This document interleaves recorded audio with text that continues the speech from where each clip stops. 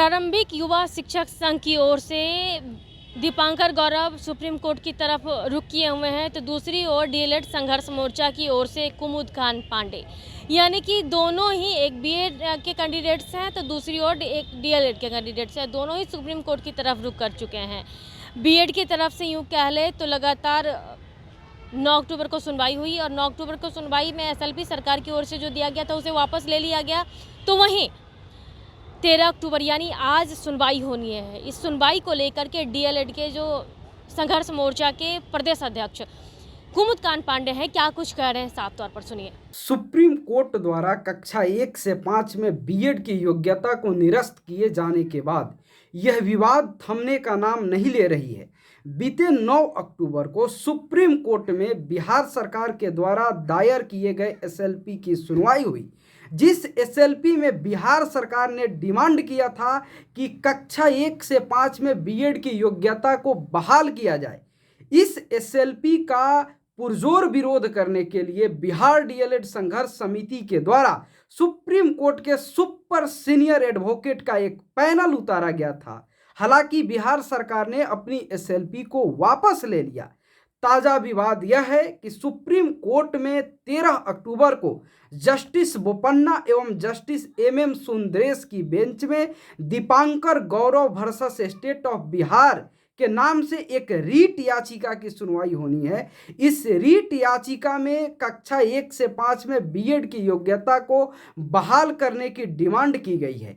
इस रीट याचिका को खारिज कराने के लिए बिहार डीएलएड संघर्ष समिति ने बीते 9 अक्टूबर की भांति एक बार फिर सुपर सीनियर एडवोकेट के पैनल को उतार चुकी है।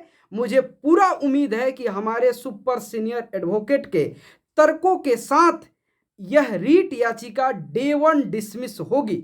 मैं बिहार सरकार से उम्मीद करता हूं कि जिस तरह से बीते 11 अगस्त को अनिरुद्ध बोस की बेंच ने बीएड की योग्यता को निरस्त किया, जिसके बाद से उसी अनिरुद्ध बोस साहब की बेंच ने 28 अगस्त को बीपीएससी के अधिसूचना नोटिफिकेशन पर यह कमेंट किया कि 11 अगस्त के फैसले को बिहार सरकार को माननी चाहिए।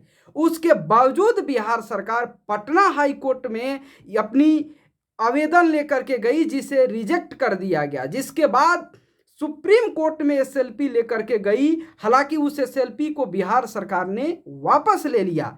मैं बिहार सरकार से उम्मीद करता हूं कि बिहार के गरीब अभ्यर्थियों को आप परेशान ना करें। बिहार के बच्चों को गुणवत्तापूर्ण शिक्षा देने के लिए यह आवश्यक है कि जितना जल्द से जल्द हो सके बिहार में 1 से 5 में डीएलएड शिक्षक अभ्यर्थियों की नियुक्ति की जाए।